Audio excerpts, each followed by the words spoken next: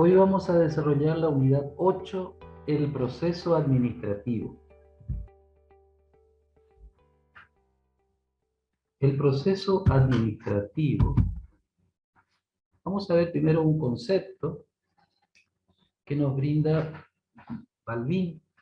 Balbín dice que el proceso contencioso administrativo es el trámite judicial que tiene por objeto impugnar las conductas estatales, acciones u omisiones, ante el juez, que es un órgano independiente e imparcial respecto de las partes,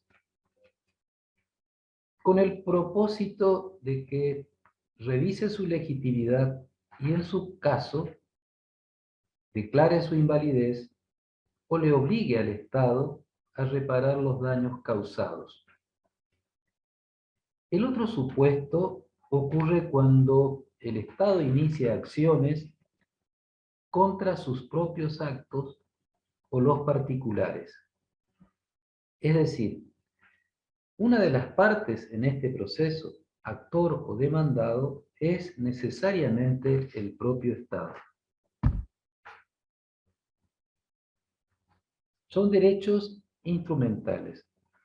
El principio que debe guiar y seguirse en el proceso contencioso es básicamente el derecho de defensa y el control judicial en términos amplios, rápidos y sencillos, con el objeto de reconocer los derechos.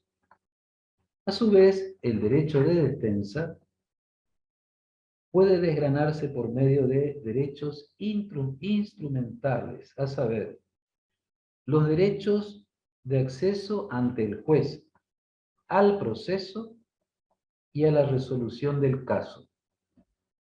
En primer lugar, tenemos entonces el derecho de acceso al juez, que está vinculado con el principio pro actione, que exige que las normas procesales se interpreten del modo más favorable posible, dentro del marco jurídico, por la admisión de la acción y por la tutela judicial.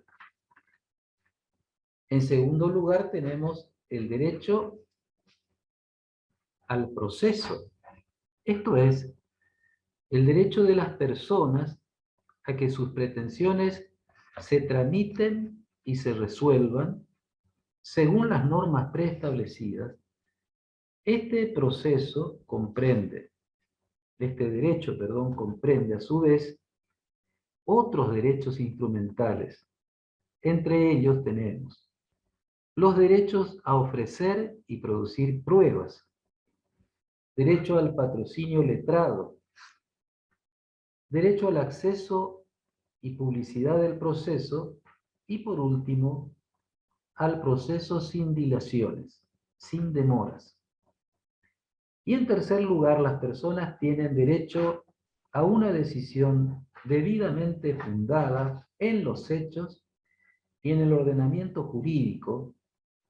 Y finalmente, el derecho de acceso a los recursos, es decir, la revisión de las decisiones.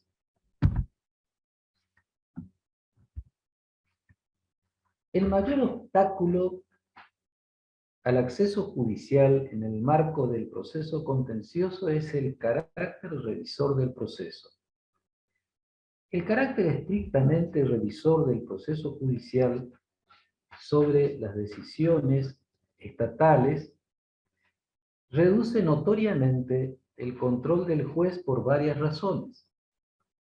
En primer lugar, en tanto el proceso judicial es simplemente revisor de las decisiones del Poder Ejecutivo, es necesario que éste dicte con carácter previo el acto administrativo que exprese su voluntad.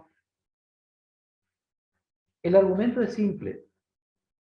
El juez solo puede revisar conductas estatales, es decir, actos administrativos, ya que no es posible hacerlo sobre algo inexistente.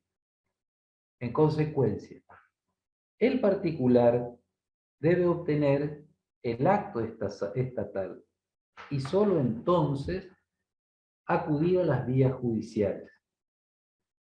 En tanto, el juez simplemente revisa las actuaciones previas que se siguieron ante el Ejecutivo, las pretensiones y las cuestiones accesorias del trámite, tales como los hechos, los medios probatorios y el derecho deben plantearse primero ante el Ejecutivo y solo en tal caso y en segundo lugar, intentarse su revisión judicial.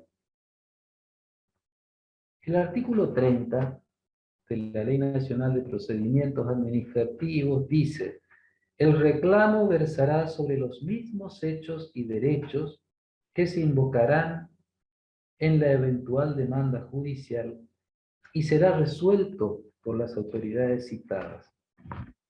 Es decir, el texto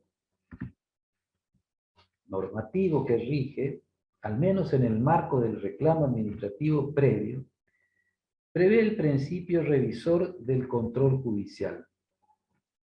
De todos modos, admitiéndose el criterio revisor, cabe preguntarse cuál es el alcance de ese control.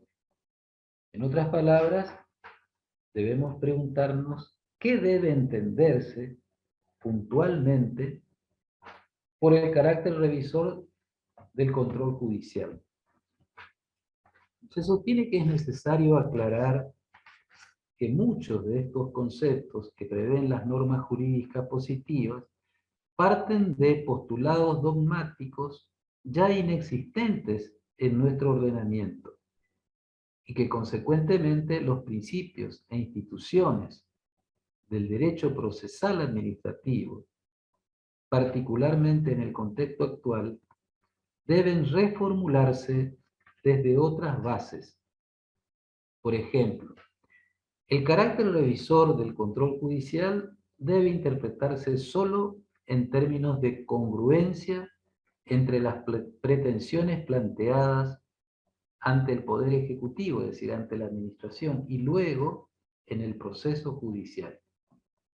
Pero en ningún caso cabe extenderlo, según el criterio de algunos autores, sobre el campo de los hechos, el derecho o los medios probatorios. En conclusión, el proceso contencioso administrativo y su carácter revisor deben plantearse y construirse desde las perspectivas de las pretensiones de las personas y sus derechos, y no desde el objeto impugnable, esto es, las conductas estatales.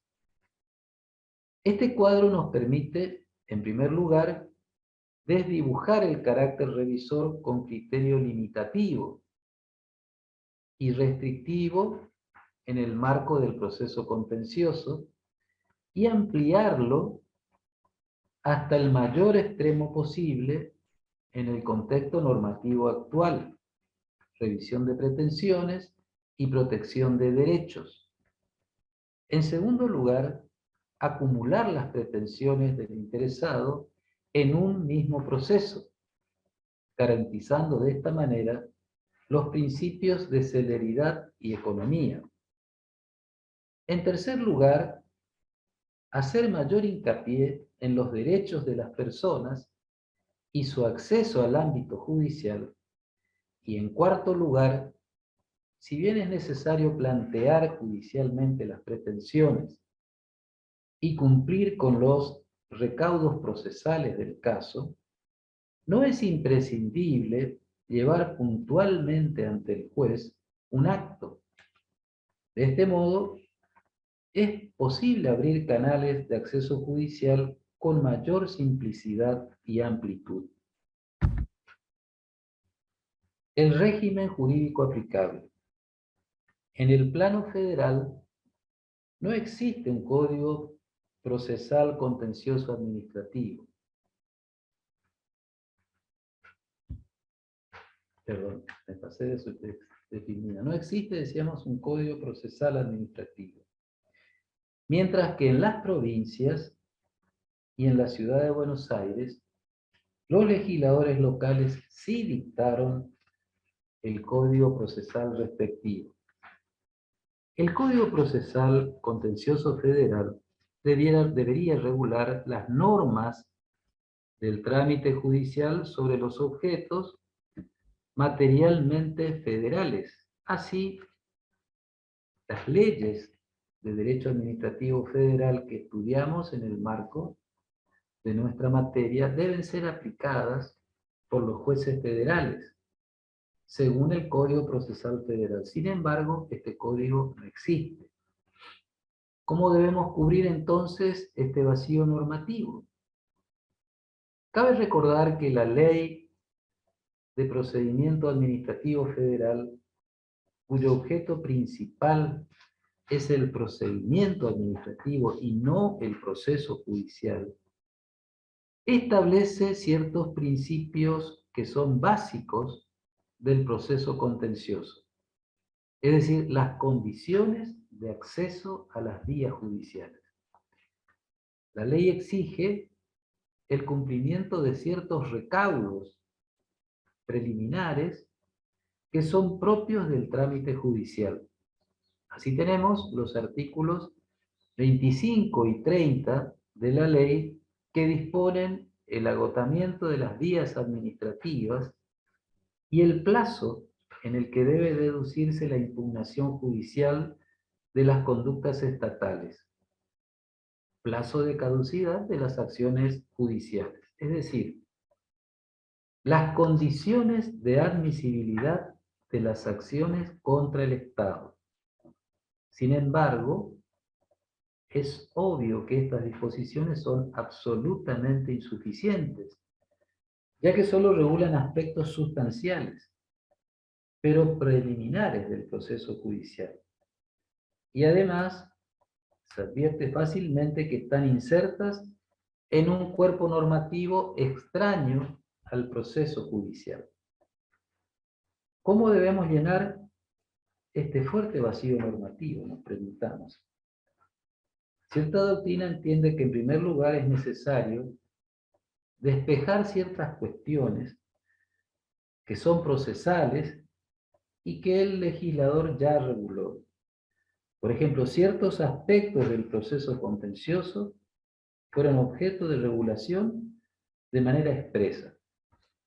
En primer lugar, las condiciones de admisión de la acción en el marco del proceso contencioso. Es decir, primero, el agotamiento de las vías administrativas. Y en segundo lugar, el plazo de caducidad en que deben interponerse las acciones contenciosas. También tenemos las leyes cautelares en los procesos en que el Estado es parte. Y en tercer término, el trámite de ejecución de las sentencias que está fijado ya en determinadas leyes. En segundo lugar, tras dejar de lado estos temas, resta preguntarnos qué normas rigen los otros aspectos del proceso que no han sido objeto de regulación por el legislador. En este contexto se debe aplicar el Código Procesal Civil y Comercial de la Nación, sin perjuicio de que este código fue pensado por el legislador alrededor de las figuras del derecho privado. Sin embargo, se debe seguir el Código Procesal de modo analógico, esto es, traer sus normas, adaptándolas al orden jurídico propio y específico del derecho procesal administrativo, especialmente sus principios. De todos modos, respecto de la mayoría de las reglas e institutos del derecho procesal privado, el proceso analógico de segundo grado, es decir, el paso por el tamiz de los principios del derecho administrativo, permite aplicar las normas procesales tal como fueron creadas por el legislador en el marco del proceso civil y comercial, ya que no existe contradicción entre estas y el derecho administrativo. salvo el capítulo sobre la prueba confesional, que como habíamos visto, no está permitida en materia administrativa.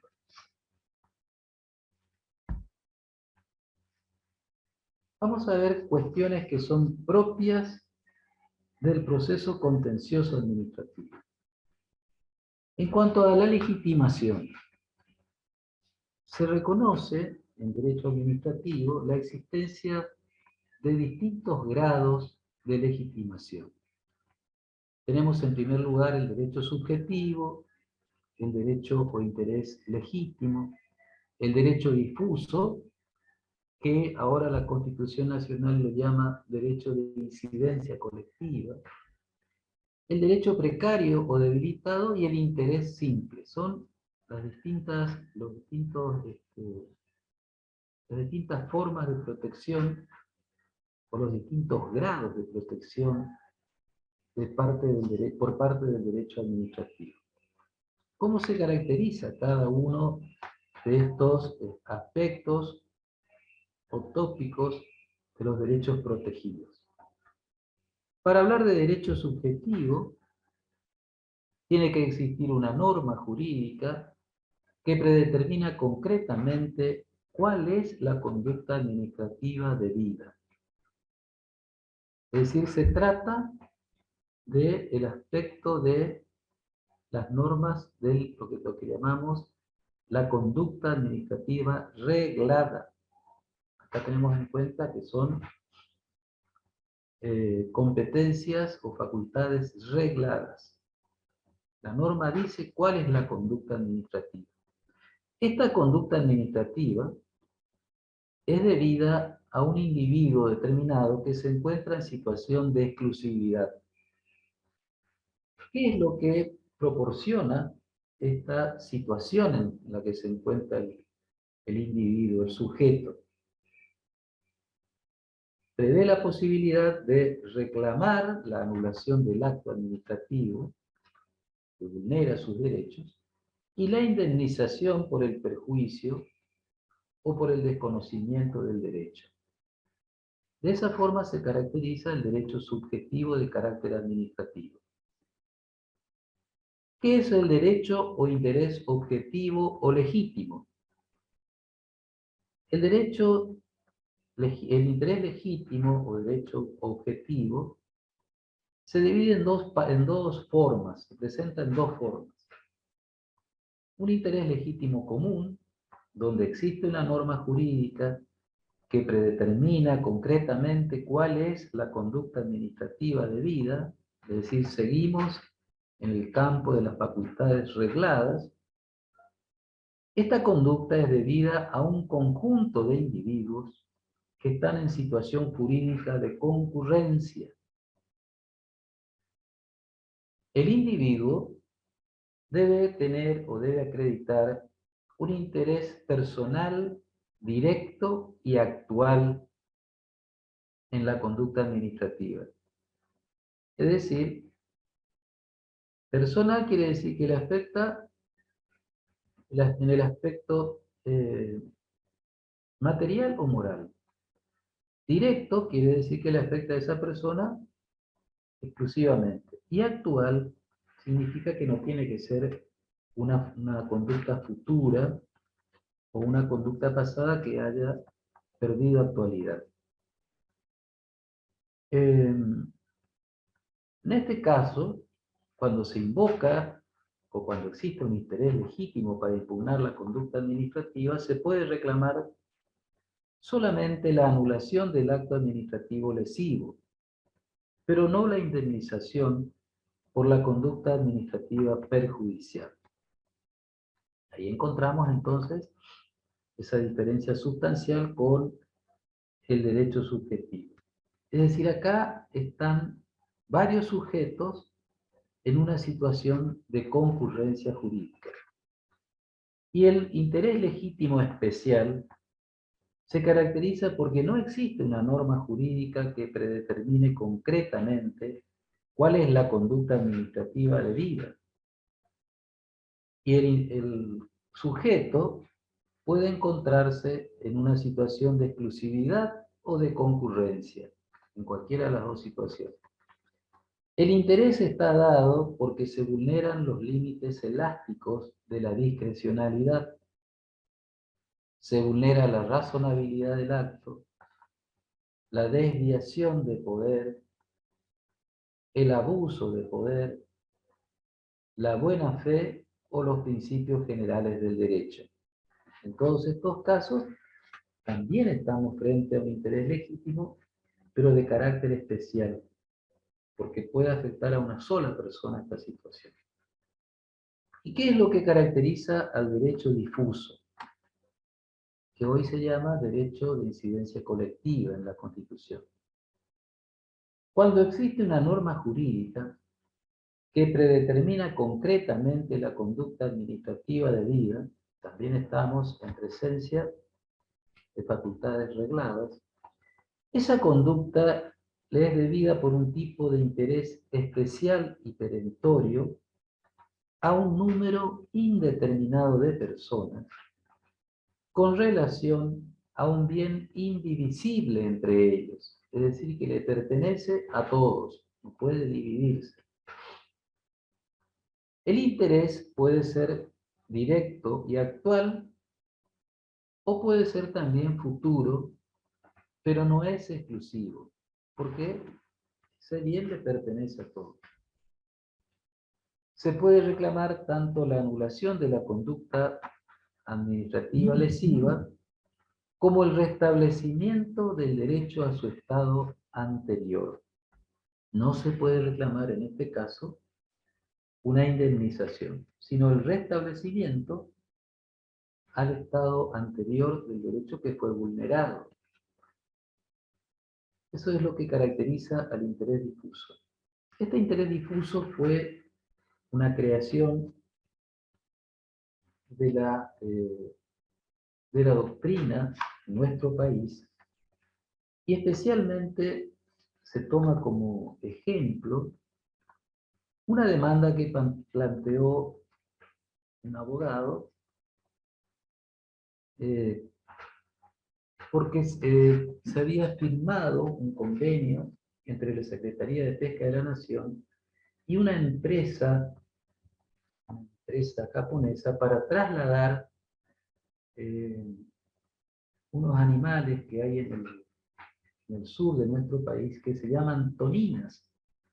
Estos animalitos están en la zona de Chubut especialmente y cumplen una función fundamental en el equilibrio ecológico de esa zona.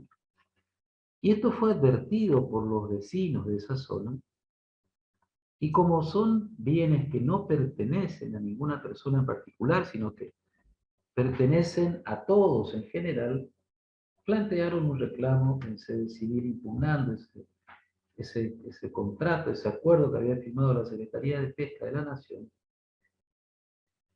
Y en primera instancia lo plantearon ante el juzgado civil comercial que tenía competencia en esa zona, y fue rechazado el planteo porque se decía que no acreditaban un derecho subjetivo sobre las toninas. Entonces, como no tenían un derecho que fuera, o un interés que fuera directo, fue rechazado. El planteo se impugnó esta sentencia de primera instancia, y cuando la causa se radicó en la Cámara de Apelaciones, con competencia en materia civil, la empresa desistió de este contrato, porque consideró que todos los argumentos que habían esbozado los vecinos de esa zona en defensa del equilibrio ecológico daban, digamos, una buena razón como para no continuar con ese contrato.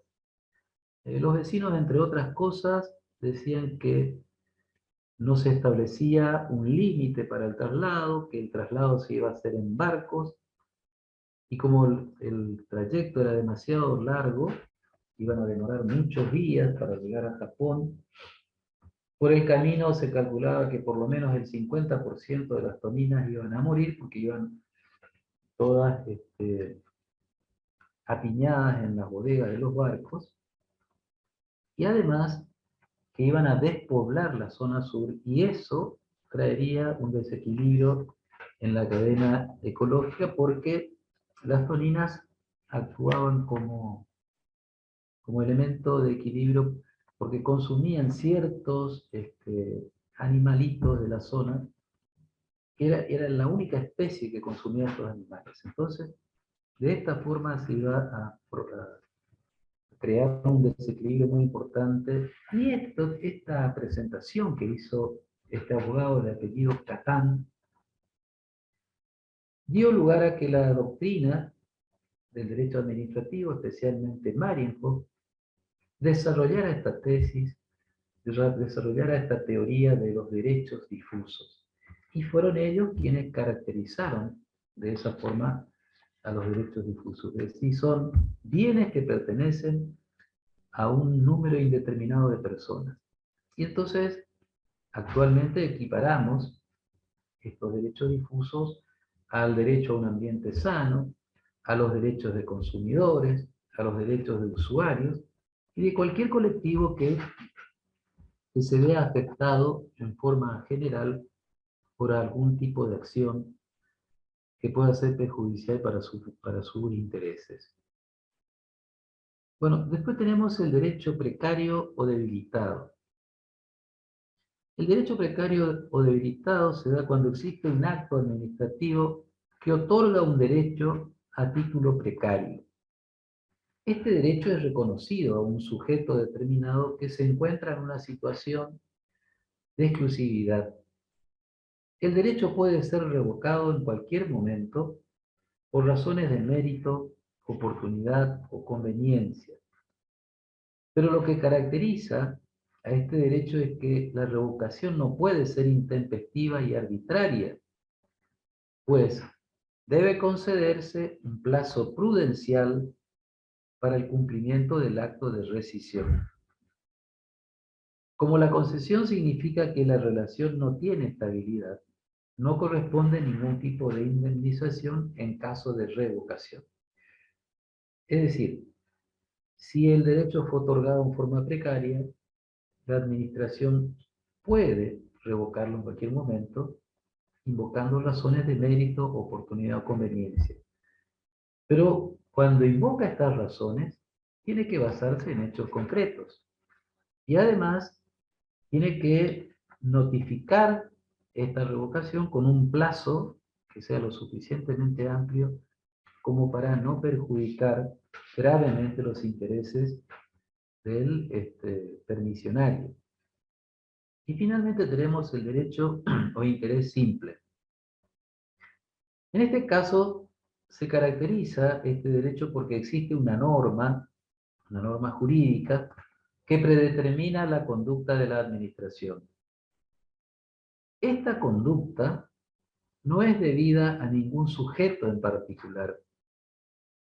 No es necesario invocar un interés directo y personal, sino solo el interés genérico para que se cumpla la ley. En consecuencia, se puede denunciar el acto antijurídico, pero no se puede reclamar ni la anulación ni tampoco ninguna indemnización. Es decir, es el derecho que tiene la persona de denunciar los actos ilegales. Bien, otra cuestión importante es la determinación de la materia contenciosa. Existen diversos criterios para determinar qué se entiende por materia contenciosa. En general, los códigos procesales provinciales establecen una enumeración de cuál es la materia contenciosa, es decir, cuáles son los actos que van a ser motivo de un derecho, de una acción procesal administrativa o acción contenciosa administrativa.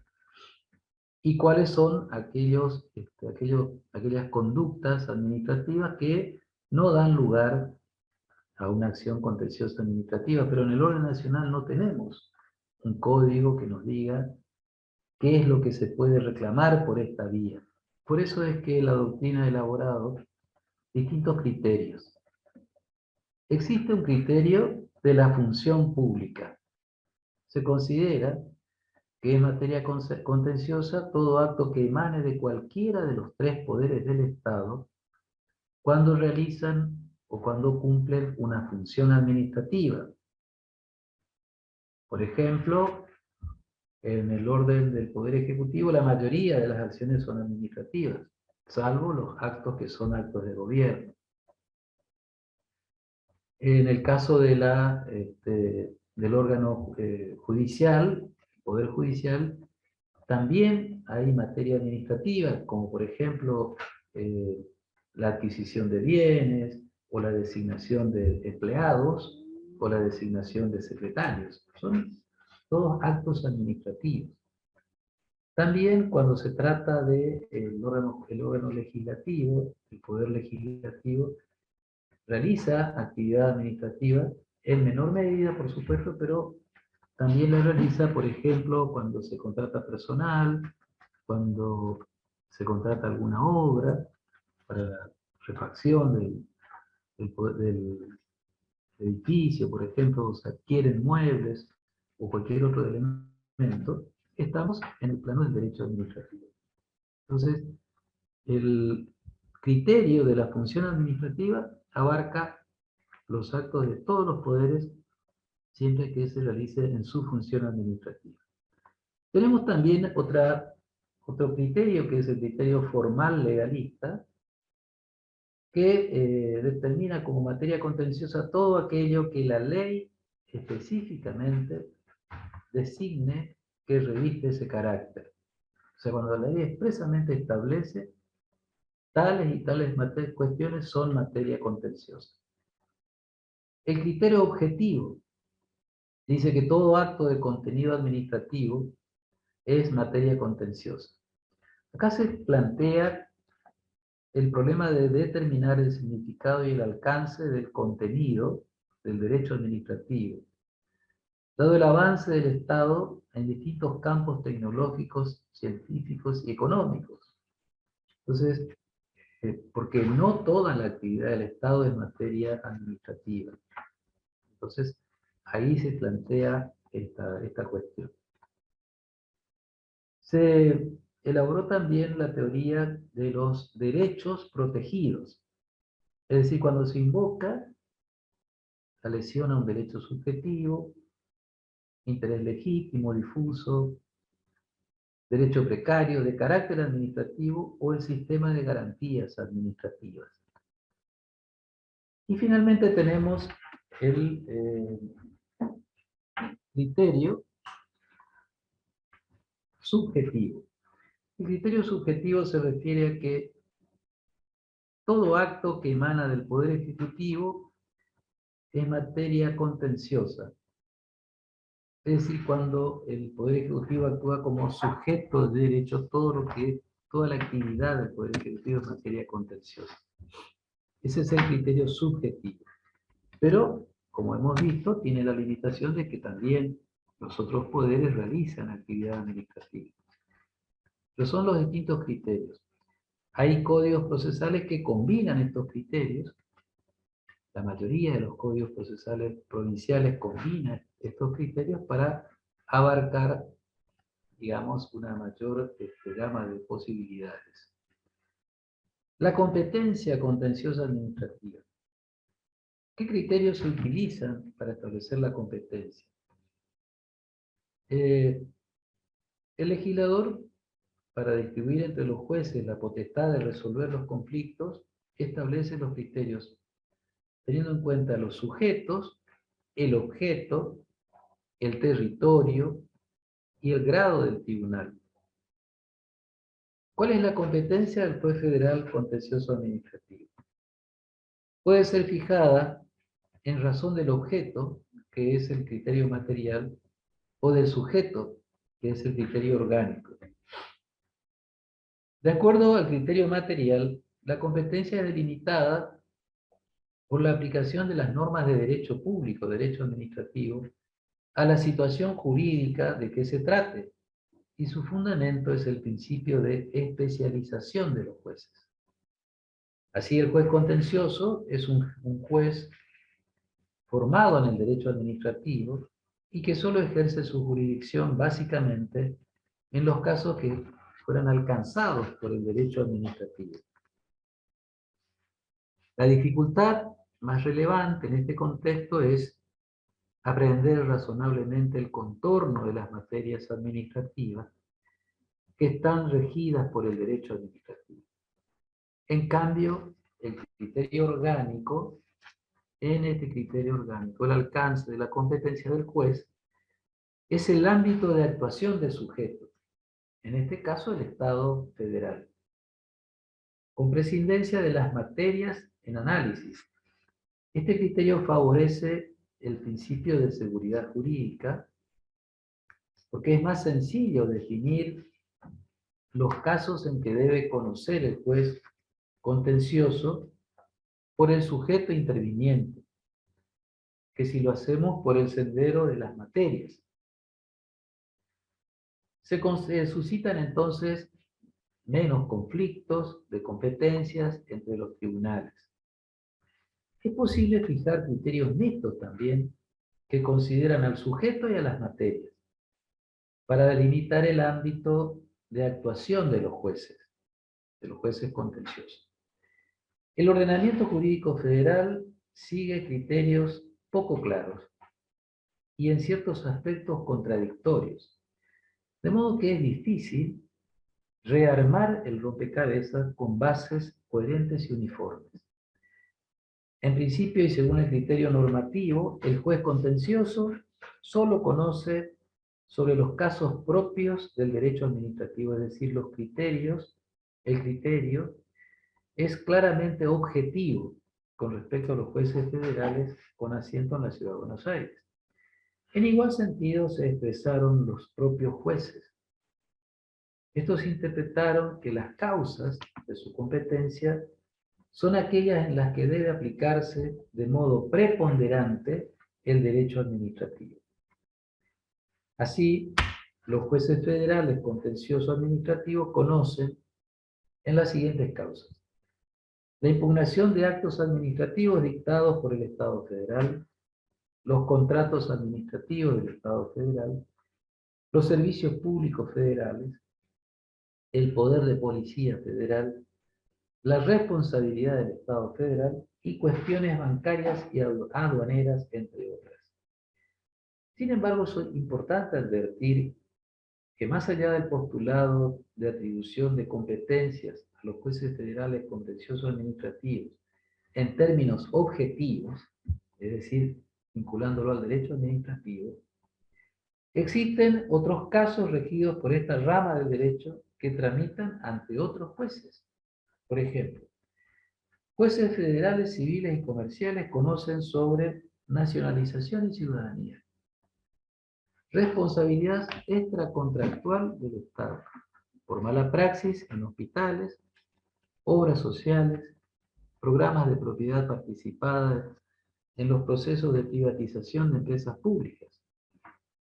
Los jueces de la seguridad social, en las resoluciones y actos administrativos dictados por las Cajas Nacionales de Previsión, la Comisión Nacional de Previsión Social, las Cajas Nacionales de Subsidios Familiares, el Instituto de Previsión Social, entre otros.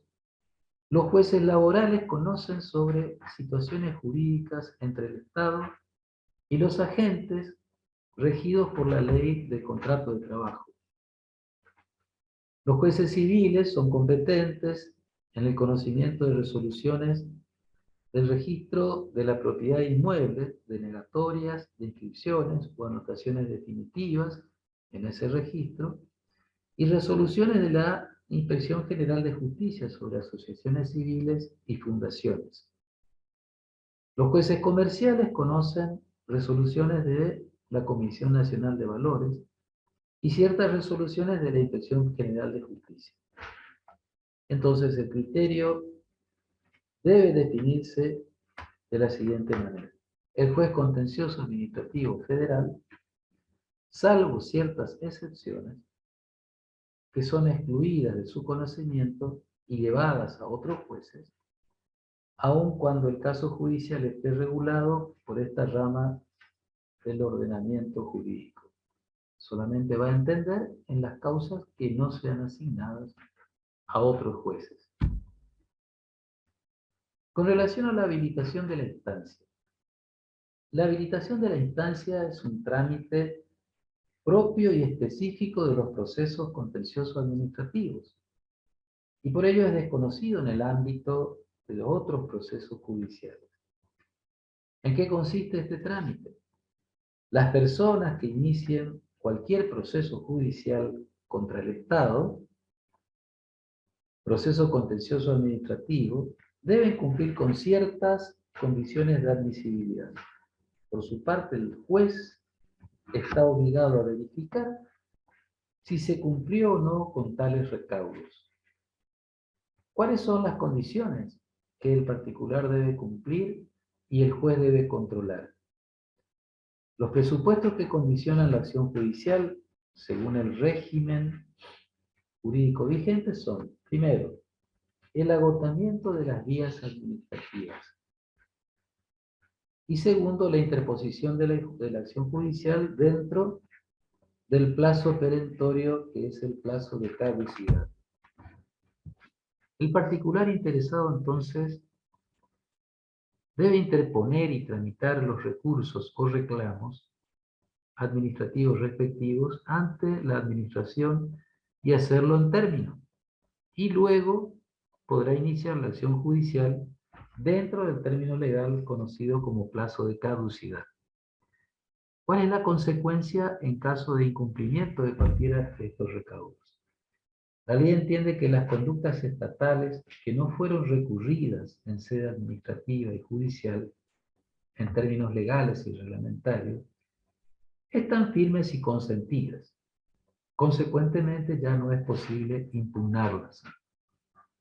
Si el particular no agotó las vías administrativas de modo correcto y en el plazo debido, entonces no es posible recurrir judicialmente. El juez solo debe intervenir y dar curso al proceso si el particular cumplió con estos presupuestos. Es decir, las personas interesadas deben cumplir con ambos recaudos, el agotamiento de las vías y el plazo de caducidad. No es posible saltearse ninguno de estos recaudos. Es importante expresar y repetir este concepto con claridad, más allá de poder plantear su inconstitucionalidad o no. ¿Qué ocurre si el particular no interpuso el recurso administrativo en término? ¿Qué sucede si el interesado no inició el proceso judicial en el plazo legal? Simplemente el acto está firme y ya no es posible recurrir.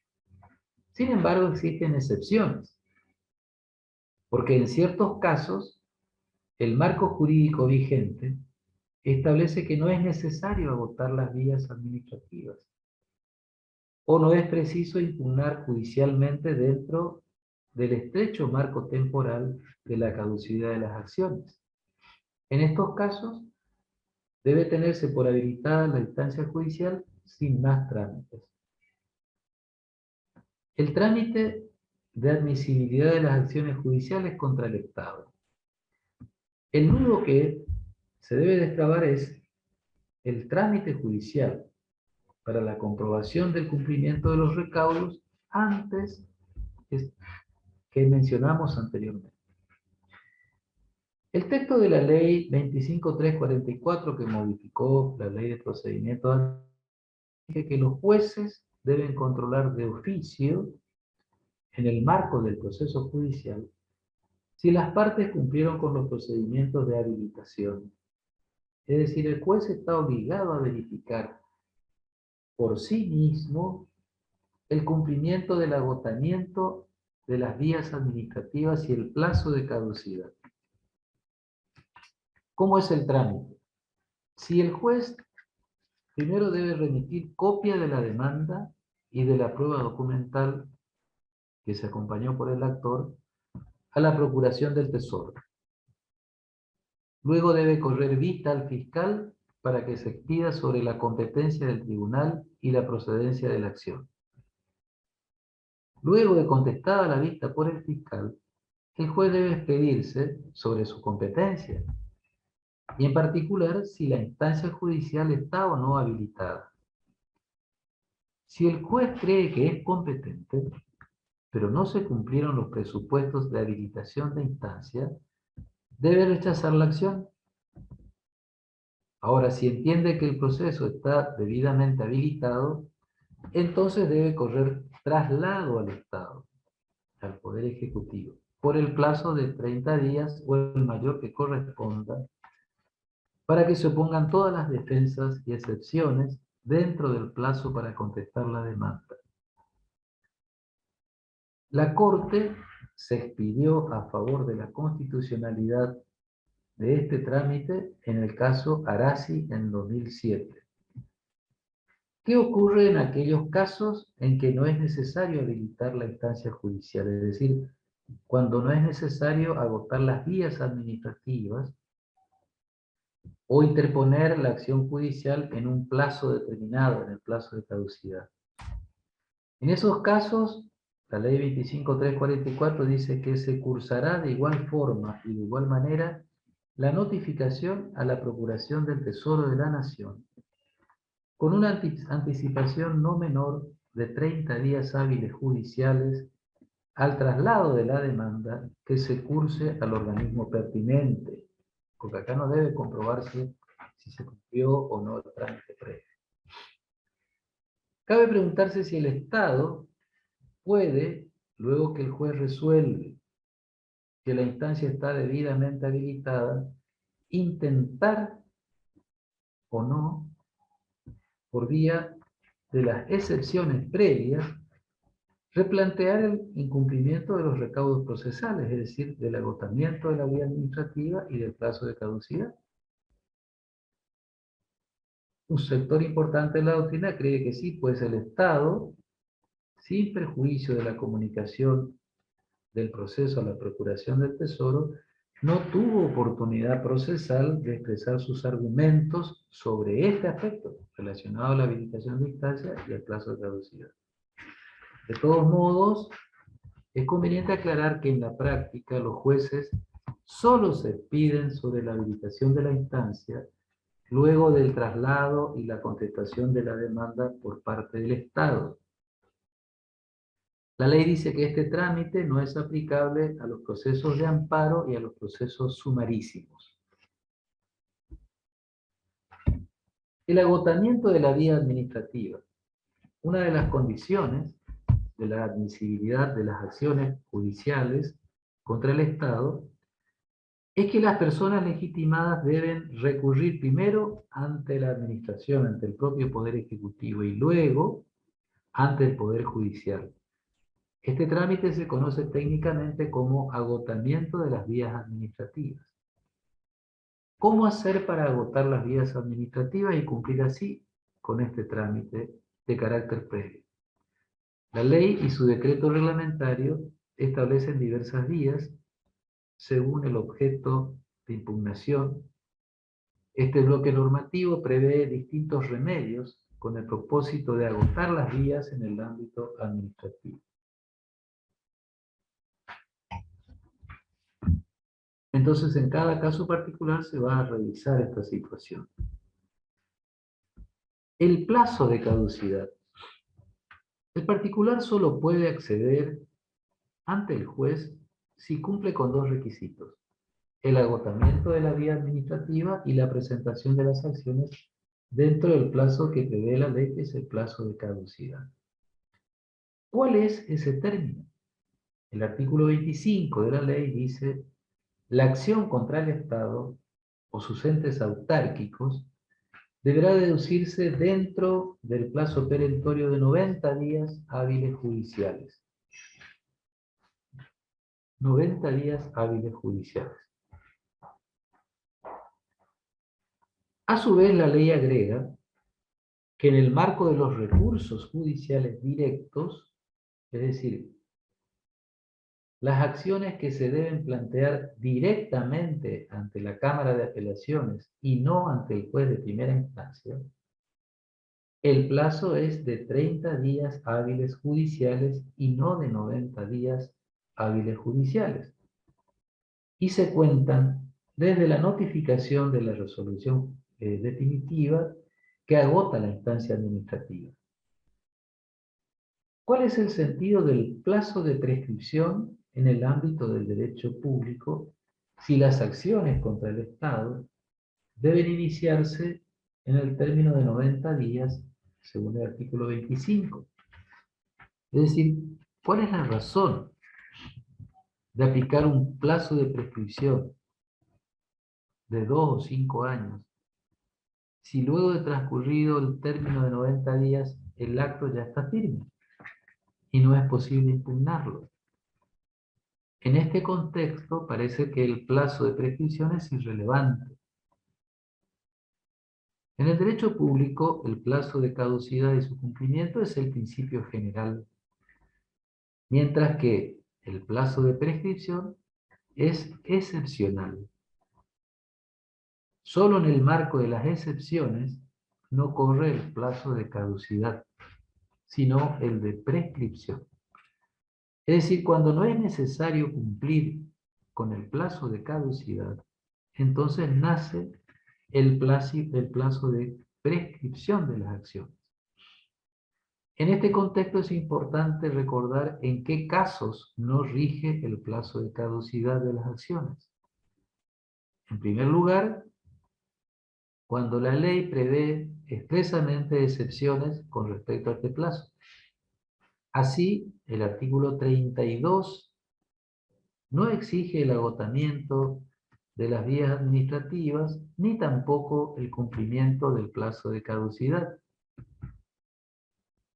En segundo lugar, el plazo de caducidad tampoco corre en el caso de silencio de la administración, porque el artículo 26 dice que la demanda podrá iniciarse en cualquier momento cuando el acto adquiera carácter definitivo y por haber transcurrido los plazos que prevé el artículo 10 y sin perjuicio de lo que corresponda en materia de prescripción.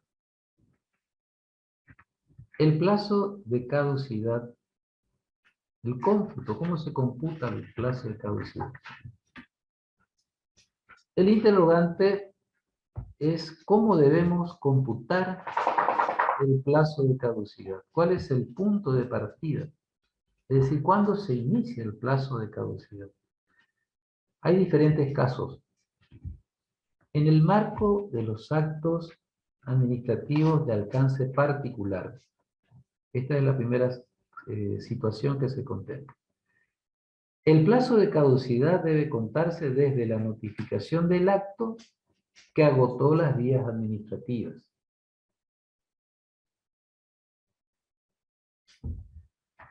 En el caso de los actos administrativos de alcance general, el plazo debe computarse desde que se notificó el acto de rechazo del reclamo contra el acto de alcance general. Tratándose de actos administrativos de alcance general cuestionados por medio de actos individuales de aplicación, el plazo comienza a contarse a partir del día siguiente a la notificación del acto que agotó las vías administrativas. En este caso es similar al punto primero. En el caso de las vías de hecho, es decir, comportamientos materiales de parte de la administración, el plazo se computa desde que el comportamiento fue conocido por el interesado. El comportamiento material de la administración que genera alguna vulneración de un derecho es conocido y entonces ahí empieza a computarse el plazo. Y en el marco de las omisiones, el término debe computarse desde el día posterior al de la notificación del rechazo expreso a esas omisiones. Cabe agregar que en caso de silencio en cualquiera de los apartados 1, 2 y 3, no corre el plazo de caducidad, sino solo el de prescripción. En el supuesto que prevé el último punto, las omisiones, tampoco corre el plazo de caducidad. Cuando el particular impugna un acto administrativo ilegítimo y luego, finalizado el proceso judicial, resuelve reclamar la reparación por los daños y perjuicios, no existe plazo de caducidad, sin perjuicio, claro, del plazo de prescripción. La Corte reconoció la constitucionalidad del plazo de caducidad en el precedente Serra, sentencia del año 1993. Los supuestos de suspensión e interrupción de los plazos. La Ley Nacional de Procedimientos Administrativos y el decreto reglamentario contienen, entre otros capítulos, el régimen de suspensión e interrupción de los plazos. En particular, la ley dice que la interposición de recursos administrativos interrumpirá el curso de los plazos, aunque hubieran sido mal calificados, aunque adolezcan de defectos formales que no sean sustanciales, o que fueran deducidos ante un órgano incompetente por un error que sea excusable. También el decreto reglamentario establece que si a los efectos de articular un recurso administrativo, la parte interesada necesitare tomar vista de las actuaciones, quedará suspendido el plazo para recurrir. En igual forma, lo estipulado en este párrafo, se suspenderán los plazos que están previstos en el artículo 25 de la Ley de Procedimiento Administrativo. Esto dice el artículo 76 del decreto reglamentario. En el caso de recursos optativos, la interposición, según el texto de la ley, suspende, pero no interrumpe el plazo del artículo 25 de la ley. Esto lo vemos en los artículos 99 y 100 del decreto reglamentario. Otro tanto ocurre con las actuaciones practicadas con intervención de órgano competente. Es decir, en este último caso, los plazos legales y reglamentarios deben suspenderse, inclusive los relativos a la prescripción, cuando se trata de otro órgano competente.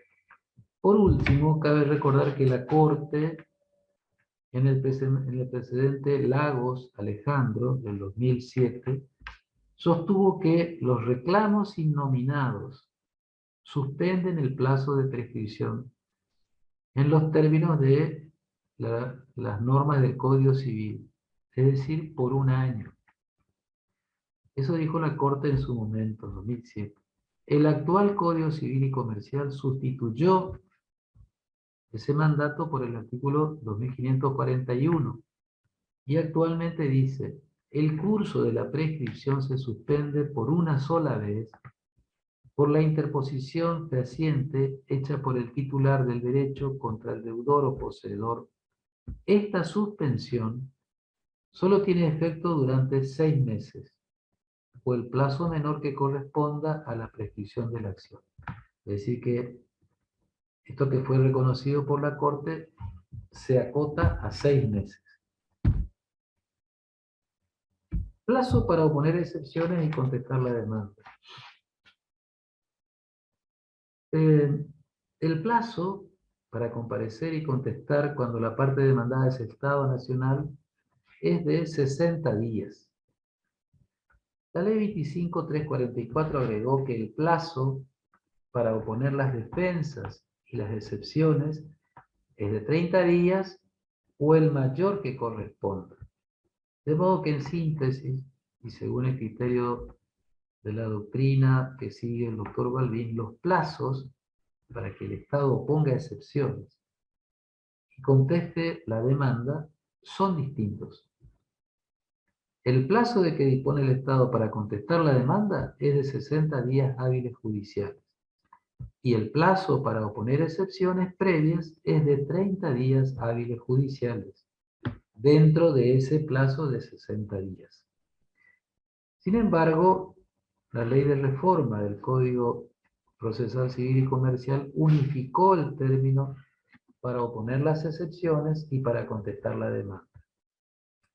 Entonces el plazo actual es de 60 días, tanto para oponer excepciones como para contestar la demanda. ¿Qué régimen debemos aplicar en relación con el plazo para oponer excepciones? La ley 25344, que es específica modificatoria de la ley de procedimiento administrativo, o el Código Procesal Civil y Comercial. Se sostiene entonces que en el marco de los procesos judiciales contenciosos administrativos debe aplicarse la ley especial, es decir, la 25344.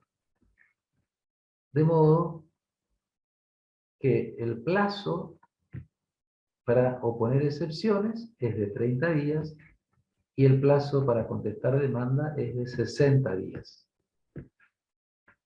Hay otros autores que entienden que el código derogó el plazo de 30 días para oponer excepciones. Y consecuentemente el plazo es común de 60 días para las dos cuestiones, para oponer excepciones y para contestar demanda. Y este es el criterio mayoritario actualmente. O sea, el criterio del doctor Balbín quedó como criterio minoritario. Legitimación de las partes, las categorías clásicas. En materia de legitimación, la capacidad, que es la capacidad o la aptitud para ser parte en un trámite administrativo o judicial, se distinguen en términos clásicos entre las ideas de derecho subjetivo, interés legítimo, interés simple, como categorías distintas. Así, el derecho subjetivo es comúnmente definido como un interés del sujeto sobre un objeto determinado, con carácter exclusivo y excluyente, esto es, interés individual y exclusivo del titular sobre el objeto. Interés legítimo es el interés o preferencia de corte personal y directo de un sujeto sobre un objeto determinado, pero con carácter concurrente respecto de otros sujetos. Exigibilidad. Su exigibilidad es concurrente y es inseparable del resto de los titulares.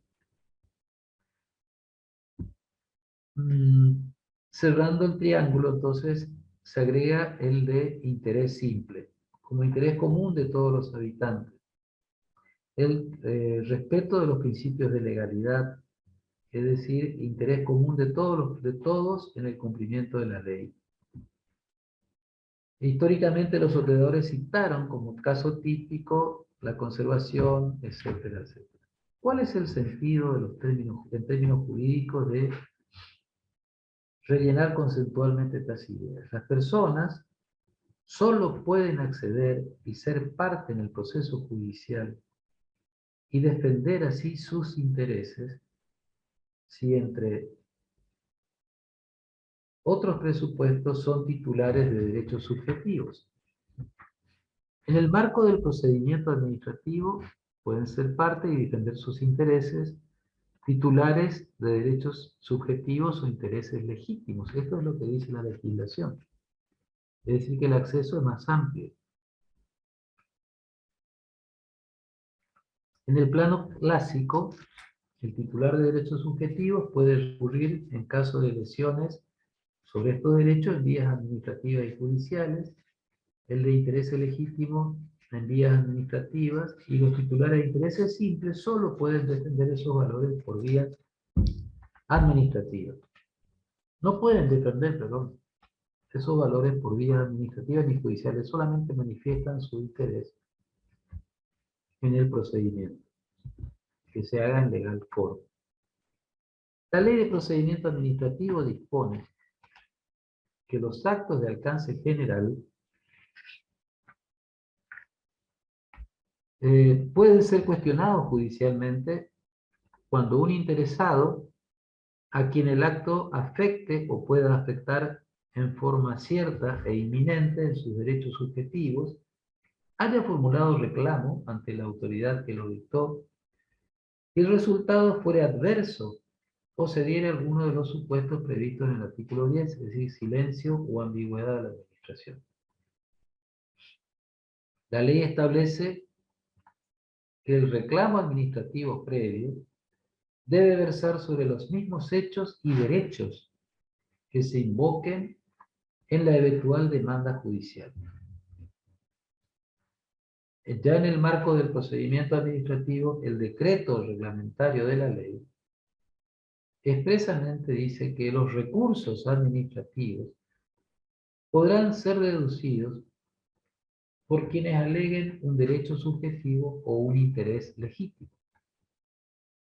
Sin embargo, las leyes más recientes aceptan un mayor grado de legitimación. Por ejemplo, la Ley de Defensa del Usuario y del Consumidor 24.240 reconoce legitimación procesal al consumidor o usuario, a las asociaciones de consumidores o usuarios, a la autoridad de aplicación nacional o local, también al defensor del pueblo y al Ministerio Público Fiscal.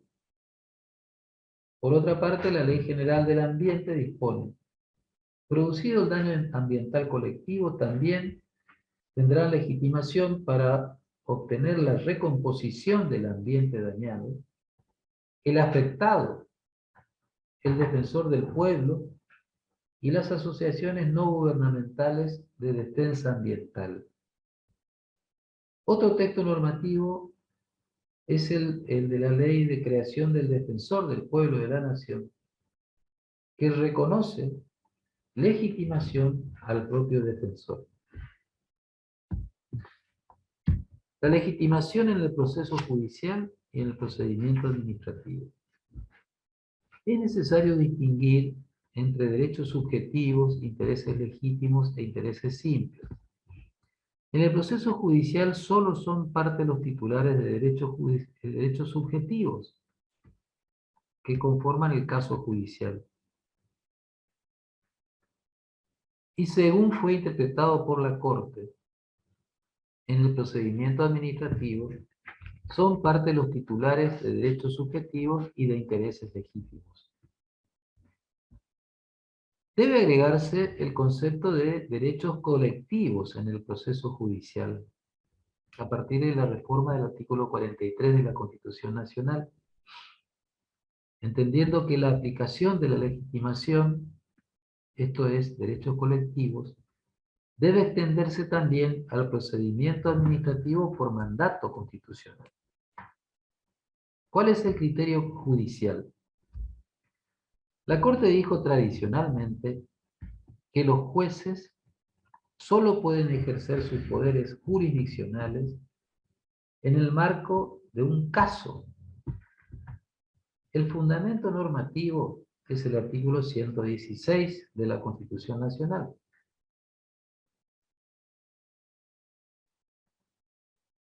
Que dice que el Poder Judicial debe intervenir en el conocimiento y en la decisión de todas las causas.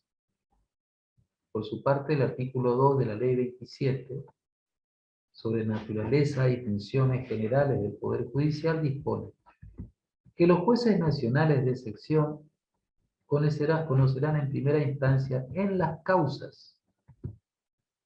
A partir de este cuadro normativo, la Corte delineó desde sus orígenes el concepto de caso judicial como presupuesto básico para la habilitación del poder y de la intervención de los magistrados.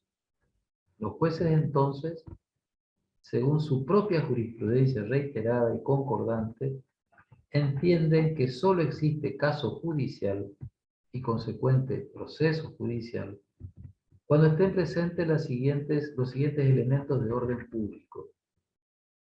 Primero, el derecho subjetivo, entendido como un interés exclusivo, concreto, inmediato y sustancial. Segundo, el acto o la omisión lesiva. Tercero, el daño o perjuicio diferenciado. Y cuarto, el nexo causal entre las conductas y el daño. Además, el pronunciamiento judicial debe ser concreto y no simplemente abstracto.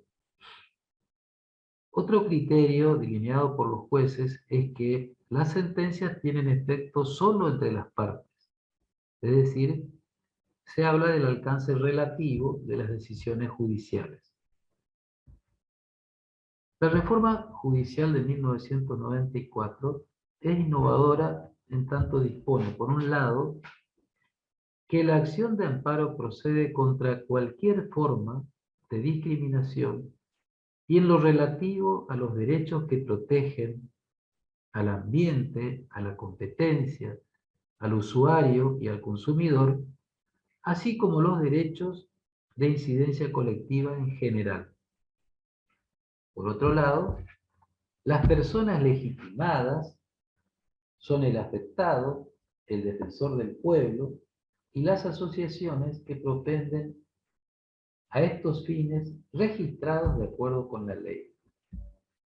Los aspectos controvertidos que plantea este precepto son básicamente los siguientes. Primero, saber cuáles son los derechos colectivos, en particular, qué debe entenderse por derechos de incidencia colectiva en general. Segundo, cuáles son los sujetos afectados, es decir, cuál es el alcance de este concepto, afectados.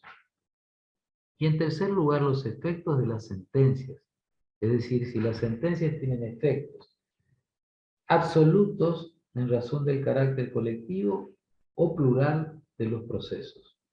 Por ejemplo, cabe preguntarse, los derechos de los usuarios y consumidores, la salud, la educación, la vivienda, el derecho de propiedad, ¿son o no son bienes colectivos? ¿O el proceso colectivo comprende, además de los derechos colectivos en sí mismos, derechos individuales? ¿Cuáles son los derechos individuales comprendidos en los procesos colectivos? Y también se plantean otras cuestiones procesales, sin perjuicio de la legitimación, y también los efectos de la sentencia. Por ejemplo, el modo de citación de los titulares, a través de dictos, cédulas u otros medios. Y las costas, cómo el juez debe distribuir los gastos del juicio. Son todas cuestiones que dan lugar a esta norma constitucional. El criterio de la Corte en el caso Alavi es muy interesante. En este precedente del año 2009, la Corte modificó el criterio clásico y distinguió entre distintas categorías en términos de legitimación y de acuerdo al nuevo texto constitucional.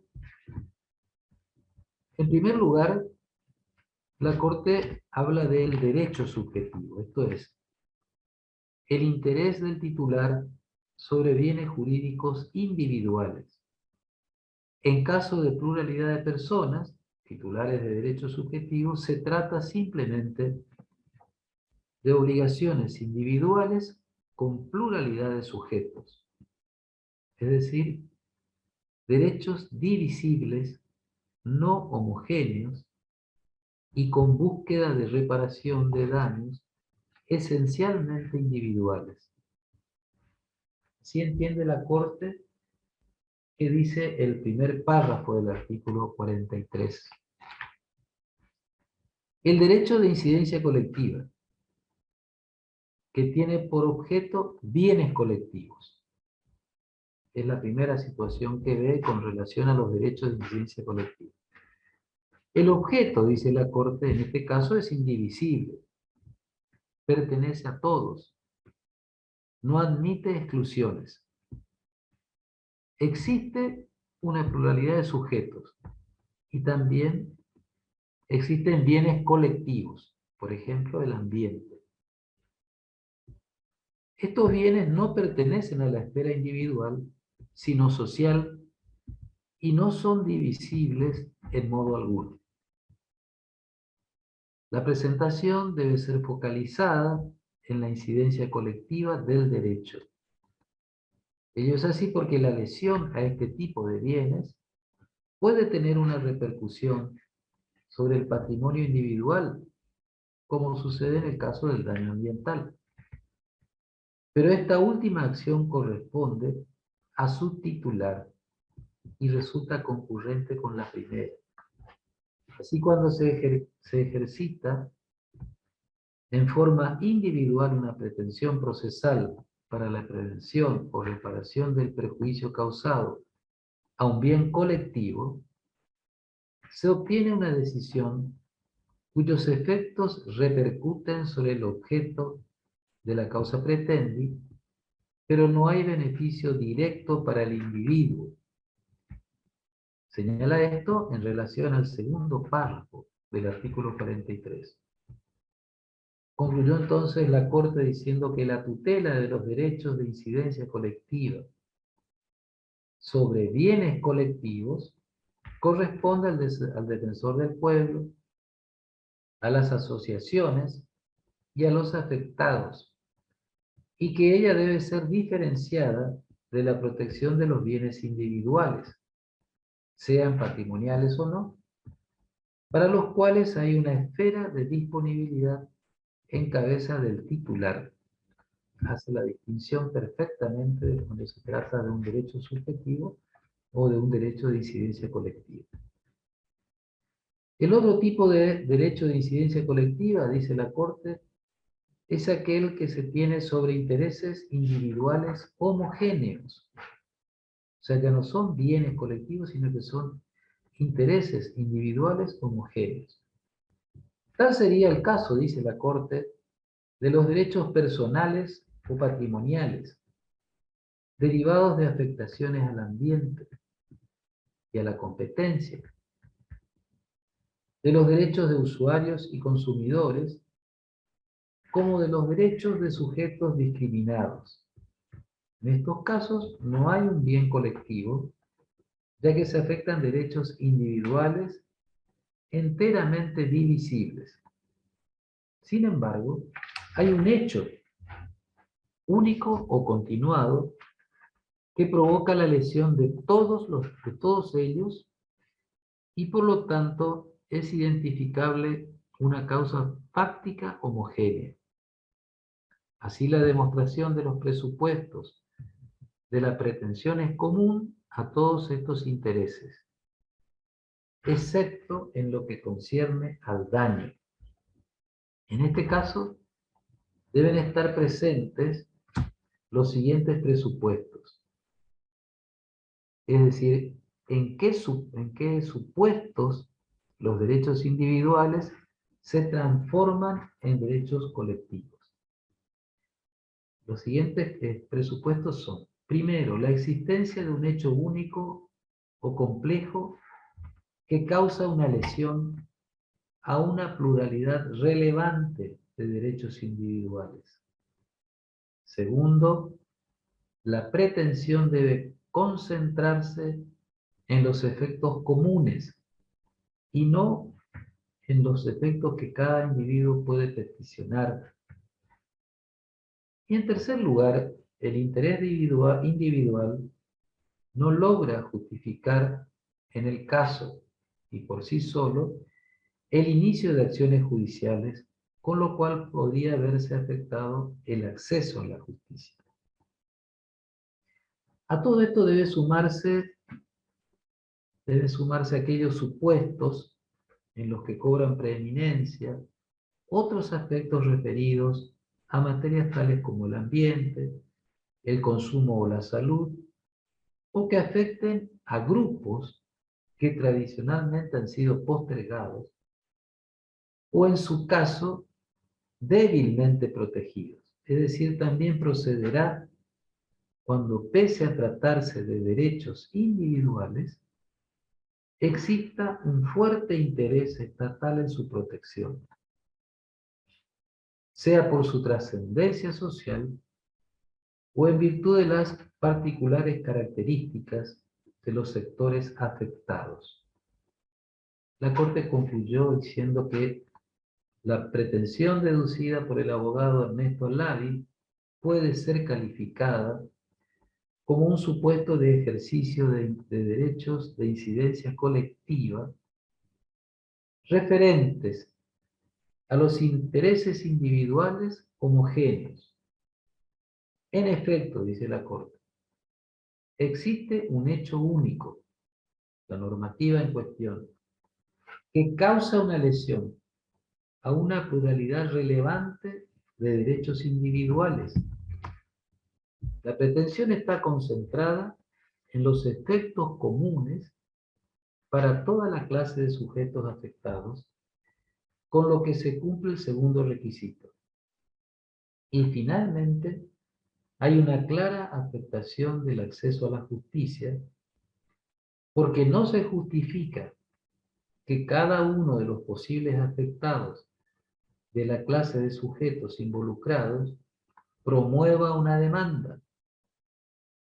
A su vez, en relación con los efectos de las sentencias, la Corte dijo que el verdadero sustento de la proyección superadora de la regla interpartes, determinante de la admisibilidad de la legitimación grupal, es inherente a la propia naturaleza de la acción colectiva en virtud de la trascendencia de los derechos que por su intermedio se intentan proteger. Es decir, que la Corte fue clara al distinguir estas dos categorías de derechos de incidencia colectiva cuando se trata de objetos o bienes que son colectivos o que tienen por objeto bienes colectivos que pertenecen a todos, o cuando se trata de intereses individuales que son homogéneos. En el caso de la causa Ladi se trataba de un abogado que había promovió una acción porque habían interferido su teléfono en forma ilegal, sin ninguna orden judicial. Y las comunicaciones telefónicas habían sido utilizadas después en un proceso judicial. Entonces, si bien la afectación era solamente para él, porque él reclamaba por este derecho, cuestionaba la ley que permitía este tipo de acciones, hasta ese momento vigente, porque el perjuicio que podía causar afectaba a todos los abogados en el ejercicio de su ministerio y también afectaba al secreto profesional sin haber tenido una relevación, sin que haya sido relevado eh, por parte de un juez competente. Entonces ahí, si bien se reclama por una acción concreta de este abogado que perjudicaba a él concretamente, la ley podía extender a todos los abogados este mismo daño, digamos. O sea, esta norma produciría el mismo daño a toda la categoría de abogados.